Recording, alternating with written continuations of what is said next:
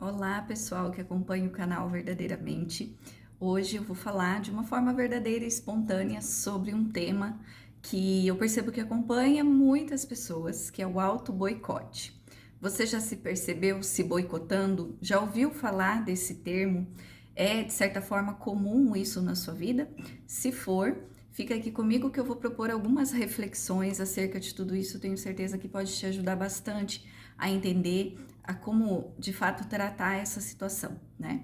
Bom, como eu disse no início do vídeo, é algo muito comum, é uma situação que muitas vezes a gente se pega fazendo, seja na parte relacional, seja na própria alimentação, atividade física, ou algo que a gente quer conquistar na vida, um ideal, algo assim, a gente se percebe se boicotando. Quando você vê, você está desistindo de alguma situação, ou simplesmente deixando de lado, achando justificativas para não fazer e assim sucessivamente, né? Então, como é uma situação muito comum, é claro que é muito valioso que a gente faça um aprofundamento acerca disso, principalmente nos dias de hoje, onde a gente tem buscado se tornar pessoas melhores, evoluir em algumas coisas, crescer, até mesmo para que a gente tenha espaço, tempo para fazer coisas que realmente são leves e que podem ajudar a humanidade, enfim, para que você possa ter um tempo livre para uma atividade social ou algo nesse sentido. É uma questão que eu sempre percebi em mim, né? De sempre ter essa tentativa de ter um tempo, por exemplo, para fazer esses vídeos, ou ter mais tempo para conseguir fazer coisas que me faziam bem. Mas a sensação é que sempre que eu estava chegando em um patamar, ou que eu estava alcançando alguma estabilidade profissional ou algo assim, de alguma forma eu acabava regredindo. É aquela sensação de dar um passo para frente e um passo para trás, né? Você nunca sai do lugar. Tá sempre ali naquela busca, naquele movimento. Então, é interessante porque dentro da conjuntura terapêutica do que eu estudo, mas também da própria observação e também das análises espirituais, né, que a gente tem o entendimento do nosso propósito existencial, nós vamos perceber que auto-boicote não existe. A primeira vez que eu parei para pensar nisso, para refletir, eu falei, caramba, mas como assim?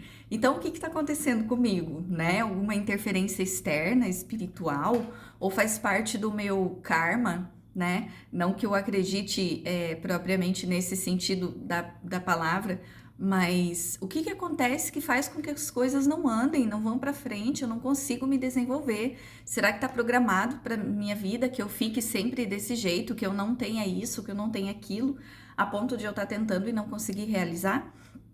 Então, o boicote, ele não acontece por quê?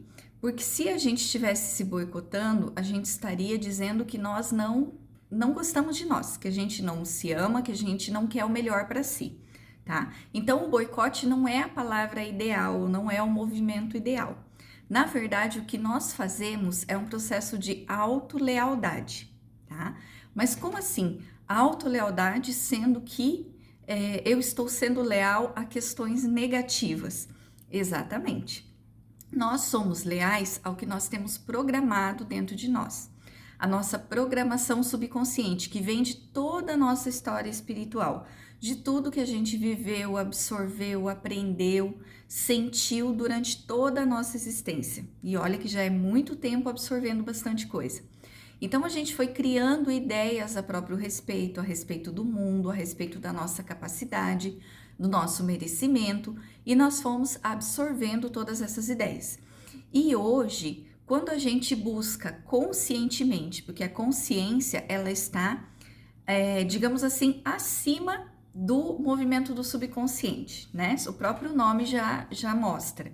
Então, quando a gente vai ter uma atitude que racionalmente você sabe que é boa, que vai te fazer bem, que vai te trazer alguns benefícios, toda a sua formação subconsciente que não acredita ou que quer te proteger de algo ou que quer te afastar de alguma situação que acredita ser dolorosa, ela acaba por fazer se tornar verdade todos esses sentimentos.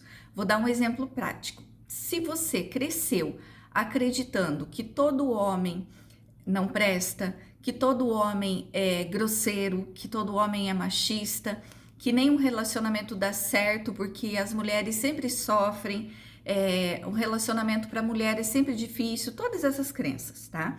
Você viu isso na sua infância, você viu no seu núcleo, né, na sua família nuclear, ali nas pessoas com quem você convivia, você assistiu isso na novela e foi assimilando tudo isso como verdade, certo?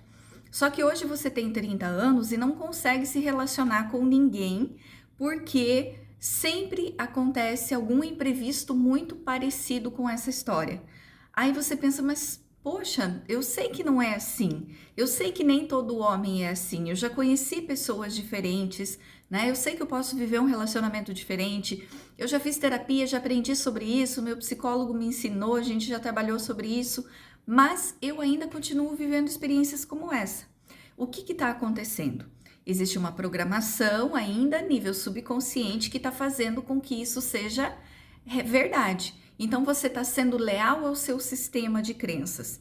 Esse sistema de crenças continua se repetindo e atraindo experiências, mesmo que racionalmente nos seus 5% você ainda acredite que não precisa ser assim, que você já merece uma vida melhor, que você merece uma relação saudável com alguém, que você merece ter dinheiro, saúde, enfim, né? São tantas coisas que hoje sustentam as nossas crenças que a maioria delas a gente nem se dá conta. E como que a gente se dá conta de crenças limitantes? Pela própria movimentação que se repete, né? Aqueles problemas repetitivos, aquelas situações onde você percebe que trava, existe ali um movimento de lealdade a essas crenças, uma proteção. Por exemplo, se você tem dificuldade de falar em público, mas é algo que você gostaria de superar, você está ali com todo o conteúdo na cabeça, você estudou, você está preparado, mas chega na hora de falar, trava, esquece tudo. O que aconteceu? As suas crenças limitantes tiveram um movimento de proteção. É como se elas dissessem assim, não faça isso porque você vai se expor, você vai ser julgado, você vai ser criticado, é melhor você ficar no seu cantinho, não vá, não vá, não vá. Racionalmente você quer fazer, mas a nível subconsciente, toda essa proteção que está com boa intenção, porque ela está se baseando em experiências que você viveu ou em coisas que você acreditou, ela tem esse movimento de te proteger. Então, naturalmente, você vai ter essa sensação de que não consegue. E aí, depois o tempo passa, como essa movimentação já fez a função dela, isso se acalma.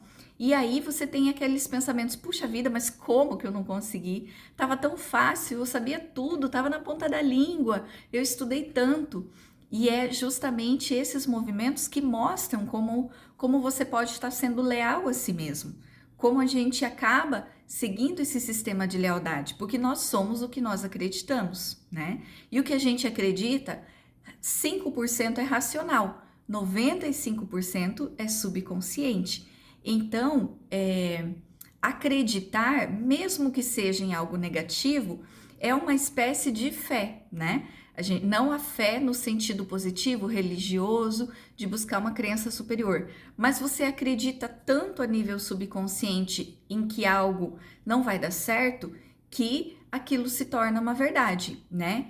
É como você ter fé na sua própria crença limitante.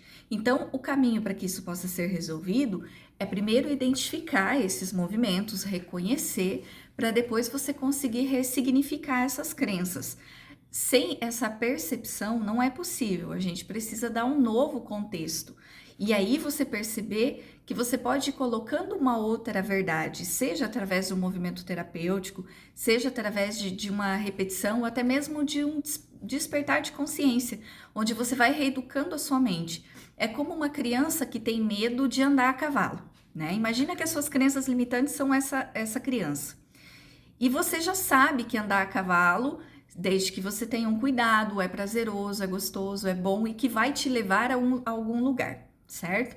Mas essa criança não sabe disso, então ela precisa ser reeducada, ela precisa ser mostrada essa nova realidade, até que ela acalme o coração dela e aceite que aquilo é uma verdade. Agora, enquanto a gente deixa a criança chorando, ou faz com que ela vá fazer aquilo que ela teme, obrigada a fazer, aquele sentimento não vai suavizar. Ela vai ficar ali de uma forma muito forçosa, não vendo a hora de sair correndo daquela situação. Então é assim também que acontece quando a gente se coloca em alguma experiência, forçando a se sentir bem, a se sentir confiante, sem acolher primeiro esses sentimentos que estão ali latentes, certo? Bom, essa foi uma reflexão breve, né, que eu acredito que possa fazer sentido e auxiliar demais na percepção de como a gente acaba sendo leal, né, e não que a gente se boicota, porque o boicote seria uma visão negativa, mas como a gente sempre tem esse movimento de proteção, então é um sistema de autolealdade. E com a ressignificação, isso tudo pode ser resolvido, ser diluído, e independente da crença limitante, do quanto ela seja forte, ela pode se transformar em uma crença positiva e até mesmo alavancar alguns comportamentos na nossa vida, certo? Gostou? Achou interessante? Me conta aqui nos comentários se de alguma forma fez sentido e pôde ajudar você.